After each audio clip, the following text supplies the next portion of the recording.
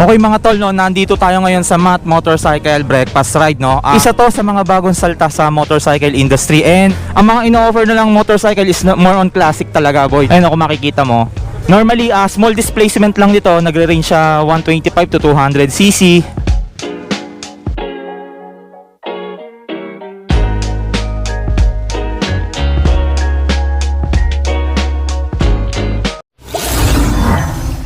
Hey guys, I'm Carlo and I'm part of Mott Motorcycles Philippines, and welcome to this event today. Andito po tayo sa Kabsat. May mga in-invite tayo ng mga fellow riders also in social media namin sa mottmotorcycles.com.ph. Sa Facebook, hanapin nyo kami, Instagram. Nagpo-post po kami doon of the updates of Mott Motorcycle Philippines. So basically, UAAGI, no, the owner of Photon Philippines and Cherry Philippines, also ASEA, United Auctioneers, dinala po ang pinakabagong addition nila sa mga negosyo natin, no? This is a two-wheeler Birmingham bred bikes. It is Mott Motorcycles. So basically, let me just give you a brief background sa mga viewers natin. Mott Motorcycles originated in Birmingham, UK. It started 2013. Napakabata pa po, no? Pero prior to 2013, they are customizing motorcycles already. So sila po yung parang mga Tokwa Party Garage natin, Bristol Bespoke Bikes, no? So mga custom builders po talaga sila, no? In Birmingham. Pero kino-customize kasi nila, syempre at the likes of the Triumph, Norton, medyo ₱1 million bike. So they decided, kasi matalas yung following nila, why don't we come up with a low cc displacement bike na custom looking?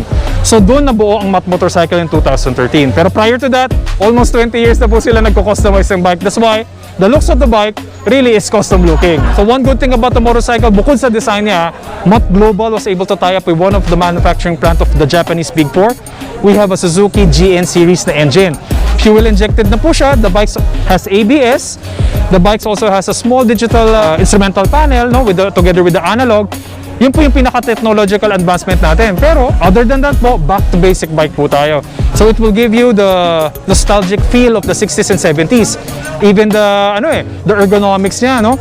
It has tracker bars, comfortable to get in and out of the traffic. Point A to point B, you arrive in style, no? Na medyo relax lang tayo, no? Very fuel economic din siya. Actually, one of our units, even this one, no? This one is the Mott Akita. It is a 250cc bike. It also comes in 125. The 250, umaabot siya ng mga 45 kilometers per liter sa driving style ko. With the 125, mga 53, 54 yata, if I'm not mistaken. So, matipid talaga yung mga motor nito. Maganda yung pagkaka-engineer nila. So, aside from the looks, it has a very durable engine. It is a global brand. The Mott Motorcycles are already in 15 countries. I think pang 16 or 17 na nga yata tayo eh. Available globally in over 100 dealerships. So, talagang, it is young, but it is fastly growing also. Alright, sige. So, thank you guys. I hope you guys visit one of our showrooms. Again, it will be in Mott Balintawak, Mott Mall of Asia, and our flagship store in Mott Estancia in Capitolio. Don't forget to visit Mott Clark, of course. Thank you.